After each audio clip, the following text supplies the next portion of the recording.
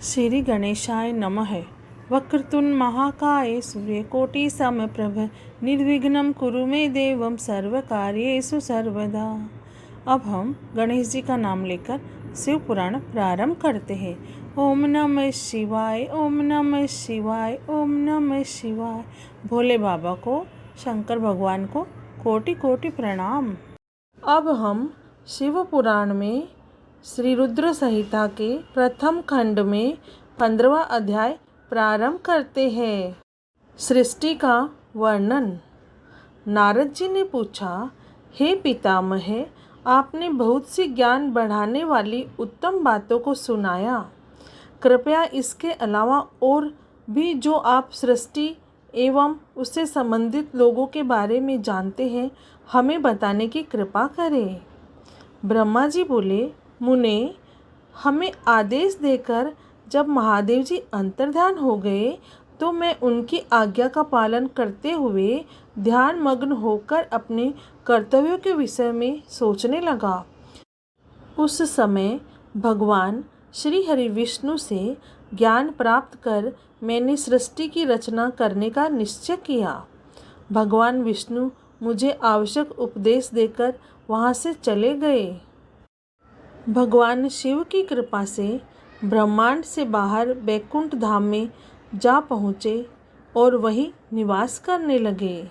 सृष्टि की रचना करने के उद्देश्य से मैंने भगवान शिव और विष्णु का स्मरण करके जल को हाथ में लेकर ऊपर की ओर उछाला।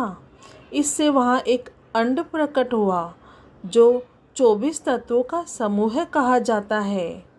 वह विराट आकार वाला अंड जड़ रूप में था। उसे चेतनता प्रदान करने हेतु मैं कठोर तप करने लगा और 12 वर्षों तक तप करता रहा।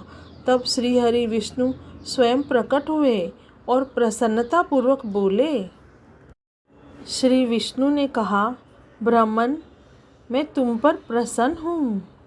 जो इच्छा हो वर मांग लो। भगवान शिव की कृपा से मैं सब कुछ देने में समर्थ हूँ। ब्रह्मा जी बोले, महाभाग, आपने मुझ पर बड़ी कृपा की है।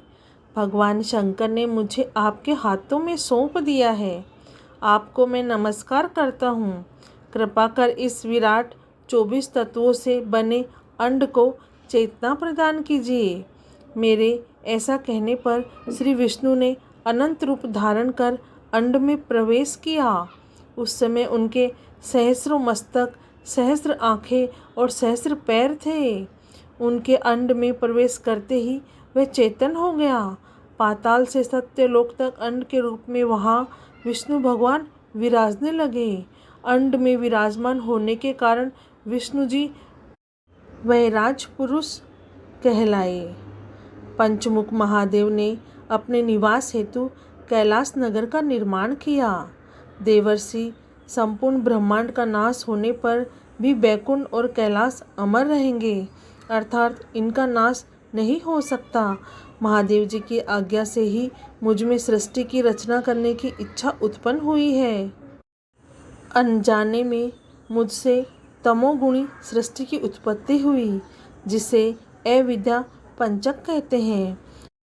उसके पश्चात भगवान शिव की आज्ञा से स्थावर संज्ञक वृक्ष, जिसे पहला सर्ग कहते हैं, का निर्माण हुआ, परंतु पुरुषार्थ का साधक नहीं था। अतः दूसरा सर्ग त्रियक श्रोता प्रकट हुआ। यह दुखों से भरा हुआ था। तब ब्रह्मा जी द्वारा उद्धर्व श्रोता नामक तीसरे सर्ग की रचना की गई। यह सात्विक सर्ग देव सर्ग के नाम से प्रसिद्ध हुआ। यह सर्ग सत्यवादी तथा परम सुखदायक है। इसकी रचना के उपरांत मैंने पुनः शिव चिंतन आरंभ कर दिया। तब एक रजोगुणी सृष्टि का आरंभ हुआ जो अवार्क श्रोता नाम से विख्यात हुआ। इसके बाद मैंने 5 विकृत सृष्टि और 3 प्राकृत सर्गों को जन्म दिया। पहला महतत्व, दूसरा भूतो और तीसरा वैकारिक सर्ग है। इसके अलावा 5 विकृत सर्ग है। दोनों मिलाकर कुल 8 सर्ग होते हैं। 9वां कौमार सर्ग है, जिससे सनत सनंदन कुमारों की रचना हुई। सनत आदि मेरे 4 मानस पुत्र हैं, जो ब्रह्मा के समान है। वे महान व्रत का पालन करने वाले हैं। वे संसार से विमुख एवं ज्ञानी हैं। उनका मन शिव चिंतन में लगा रहता है। मुनि नारद मेरी आज्ञा पाकर भी उन्होंने सृष्टि के कार्य में मन नहीं लगाया। इससे मुझ में क्रोध प्रवेश कर गया। तब भगवान विष्णु ने मुझे समझाया और भगवान शिव की तपस्या करने के लिए कहा।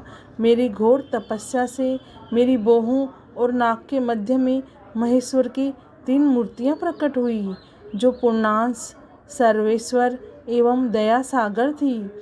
और भगवान शिव का अर्धनारीश्वर रूप प्रकट हुआ।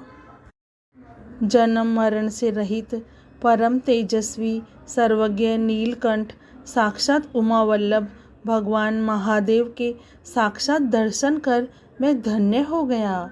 मैंने भक्ति भाव से उन्हें प्रणाम किया और उन्हें प्रसन्न करने के लिए उनकी स्तुति करने लगा। तब मैंने उनसे जीवों की रचना करने की प्रार्थना की। मेरी प्रार्थना स्वीकारते हुए देवादिदेव भगवान शिव ने रुद्र गणों की रचना की। तब मैंने उनसे पुनः कहा, देवेश्वर शिव शंकर, अब आप संसार की मोह माया में लिप्त ऐसे जीवों की रचना करें जो मृत्यु और जन्म के बंधन में बंधे हो। यह सुनकर महादेव जी हंसते हुए कहने लगे। शिवजी ने कहा, हे ब्रह्मा, मैं जन्म और मृत्यु के भय में लिप्त जीवों की रचना नहीं करूँगा, क्योंकि वे जीव संसार रूपी बंधन में बंधे होने के कारण दुखों से युक्त होंगे। मैं सिर्फ उनका उद्धार करूँगा, उन्हें परम ज्ञान प्रदान कर उनके ज्ञान का विकास करूँगा। हे प्रजापते, इन जीवों की रचना आप करें। मोह माया के बंधनों में बंधे इस प्रकार के जीवों की सृष्टि करने पर भी आप इस माया में नहीं बंधेंगे। मुझसे इस प्रकार कहकर महादेव शिव शंकर अपने पार्षदों के साथ वहाँ से अंतर्ध्यान हो गए। अब हमारा शिव पुराण के श्री रुद्र संहिता के प्रथम खंड में 15वां अध्याय समाप्त हुआ। ओम नमः शिवाय, ओम नमः शिवाय, ओम नमः शिवाय। हे भोलेनाथ, हे शिव शंभु, हम सब पर कृपा करना। आपकी कृपा हम सब पर हमेशा बरसाए रखना। हे भोलेनाथ, हम सब आपकी शरण में है। जय भोलेनाथ।